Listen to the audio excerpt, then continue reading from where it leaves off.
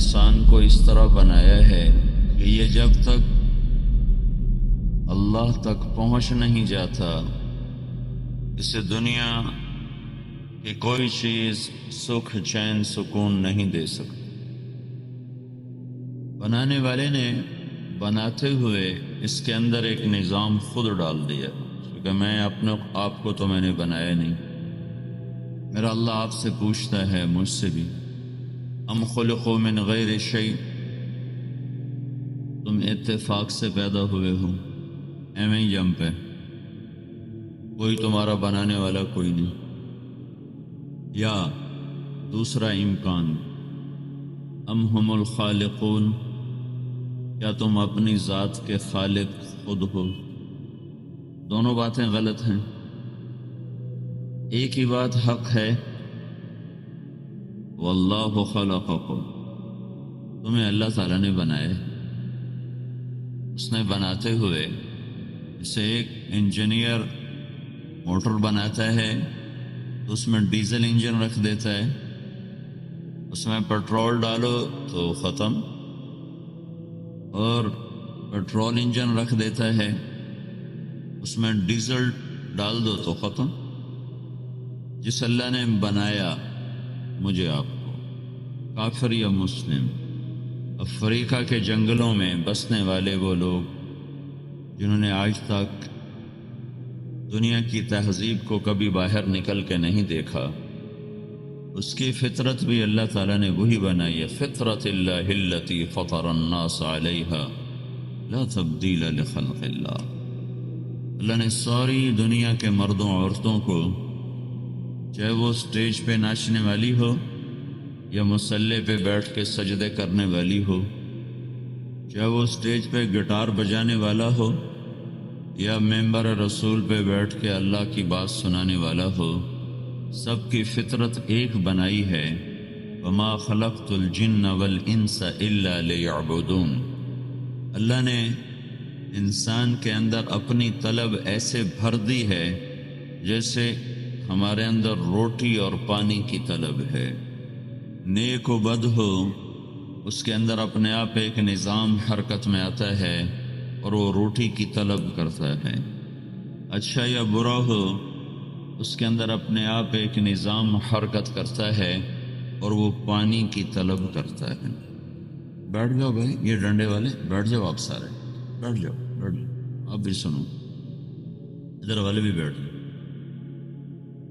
اوہو بھائیو، اسی طرح اللہ تعالیٰ نے انسان کے اندر اپنی طلب کا ایک نظام رکھ دیا ہے، وہ کہ انسان کو جب تک روٹی نہ ملے، نہ اسے بیوی اچھی لگتی ہے، نہ ماں، نہ باپ، نہ بھائی، نہ دوست۔ پیاسے انسان کو پانی نہ ملے، اسے کوئی چیز اچھی نہیں لگتی۔ اسی طرح جس فرد کو، مرد ہو یا عورت، جب تک اللہ تک رسائی نہ ہو اور وہ اللہ کو پہچان نہ لے اور اللہ اس کی منزل، مطلوب، مقصود نہ بن جائے اور اس کے دل میں نہ اتر جائے، وہ بھی میرے بھائیوں ساری دنیا کی رنگینیوں کو حاصل کر کے بھی بے قرار بھی رہے گا، پریشان بھی رہے گا۔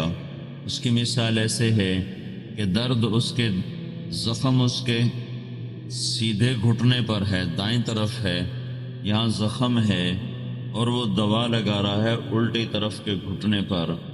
اب وہ کہتا ہے دوا بھی استعمال کرتا ہوں، لگاتا بھی ہوں، آرام ہی نہیں آ رہا۔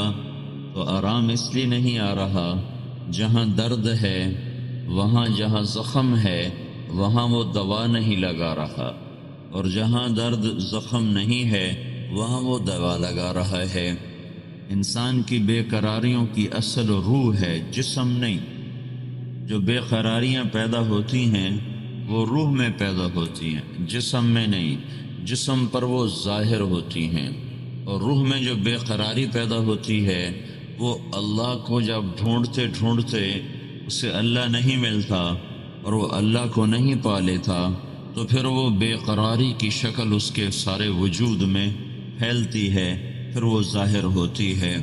تو یہ اللہ کا بنایا ہوا ایک قطعی نظام ہے اس سے کوئی انسان، کوئی مرد عورت، وہ نیو یارک میں رہے یا عرب والے جیسے چھوٹے سے شہر میں رہے، یہ فطرت اللہ التی فطر الناس علیہا، یہ فطرت بدل نہیں سکتی۔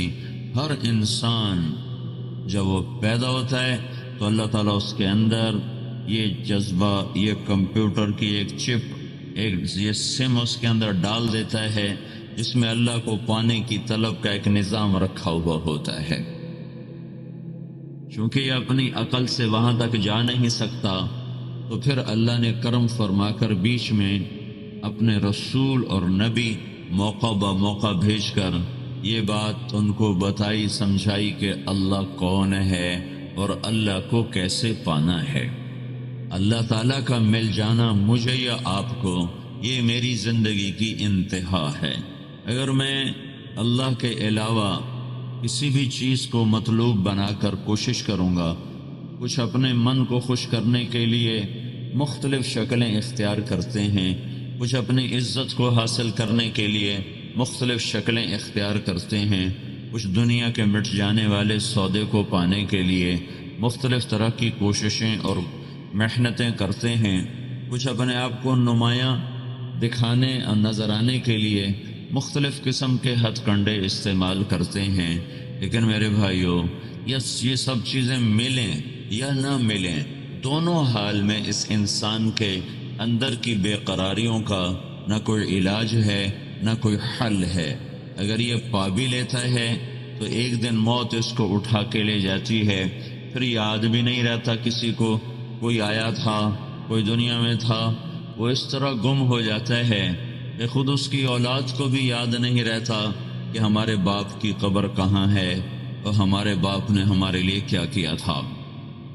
تو میری اور آپ کی، ساری دنیا کے انسانوں کی آخری منزل اور زندگی کا سب سے بڑا کام یہ ہے کہ ہم اللہ کو ڈھونڈ لیں، اللہ کو پا لیں اور اللہ کو راضی کر لیں، کہ جب وہ راضی ہوتا ہے اور جب وہ مل جاتا ہے تو پھر زندگی میں فقر ہو یا غنا ہو، موت ہو یا ابھی بقایا ایام ہو، یہ ہر حال میں کامیابی کی طرف اس کا سفر ہے۔ اللہ کے راستے میں 16 لاکھ کے نقصان پر مبارکباد۔ ایک ساتھی روس کی جماعت میں گیا، پیچھے اس کو 16 لاکھ کا نقصان ہوا۔ جب وہ واپس آیا تو اس کے سارے رشتہ داروں نے اس کا جینا حرام کر دیا۔ تبلیغ کرتا رہے اور بھی کر سارا گھر لٹا دیا۔ اسی کا نام اسلام ہے کہ اپنے بچے در در بھیک مانگتے رہے۔ وہ نیم پاگل ہو گیا۔ ایک دفعہ ہم گشت کر رہے تھے سکڑ منڈی بازار میں، تو وہ وہاں بیٹھا ہوا تھا۔ جو منڈی کا تاجر تھا وہ کہنے لگا کہ مولوی صاحب، یہ کوئی تبلیغ ہے؟ اس بیچارے کا سارا گھر لٹ گیا، 16 لاکھ کا نقصان ہوا۔ میں نے اس سے کہا تجھے مبارک ہو۔ وہ حیران ہو گئے۔ انہوں نے کہا مولوی یہ کیا کہہ رہے ہو؟ میں نے کہا بات تو یہ ہے کہ نقصان اس کے مقدر میں تھا۔ نبی صلی اللہ علیہ وسلم کا فرمان ہے، جو تکلیف آنے والی ہے اسے کوئی ہٹا نہیں سکتا، جو راحت آنے والی ہے اسے کوئی روک نہیں سکتا۔ یہ تکلیف آنی تھی، کاروبار میں گھاٹا آنا تھا۔ تمہاری اس منڈی میں روزانہ گھاٹے پڑتے ہیں، لاکھوں کے گھاٹے پڑتے ہیں۔ تم نے کبھی شور مچایا؟ تم نے کبھی کہا کہ اس کے بچے بھوکے مر رہے ہیں؟ سودی کاروبار کرتے کرتے جب برا وقت آتا ہے دیوالیے نکل جاتے ہیں۔ یہ تبلیغ میں گیا تھا، اس کا نقصان ہوا، اس لیے شور مچا رہے ہو۔ اس کا نقصان ہونا تھا، لیکن یہ مبارک شخص ہے، اس کا نقصان صحابہ اکرام رضی اللہ عنہم کے نقصان سے مشابہ ہو گیا۔ میرے بھائیوں، دین اسلام کی قدر کرو۔ شیشے میں تھوڑا سا داغ پڑ جائے تو نوکر سے کہتے ہیں کہ شیشے کو صاف کرو۔ دل پر کتنے بڑے بڑے داغ پڑے ہوئے ہیں، ان کو کوئی صاف نہیں کرتا۔ کپڑا میلا ہو جائے تو اٹھا کر پھینک دیتے ہیں، اور دل کو اتنا گندا کیا ہوا ہے کہ جس میں ظلمتوں کا گڑھ ہے۔ دل تو اللہ تعالیٰ کے لیے تھا۔ مسلمان کا دل اللہ تعالیٰ کا عرش ہے، جس میں اللہ تعالیٰ اپنی محبت کو اتارتا ہے۔ اگر ہم اپنے لیے گندا کپڑا پسند نہیں کرتے تو اللہ تعالیٰ کے لیے گندا دل کیوں پسند کیا ہوا ہے؟ اپنے دل کو بدلنا ہوگا۔ میں آپ کو ایک اور واقعہ سناؤں۔ ہم ایک جگہ تبلیغ کے لیے گئے تو زمیندار آدمی گھوڑے کی بچی کو مکھن کا پیڑا کھلا رہا تھا۔ ہم لوگ گئے۔ وہ اللہ تعالیٰ اور اس کے رسول صلی اللہ علیہ وسلم کی بات سننے سے انکار نہیں کر سکتا تھا۔ ہم بات کرتے تو کبھی ادھر متوجہ کبھی ادھر۔ اسے نہ حدیث سمجھ میں آ رہی تھی نہ قرآن۔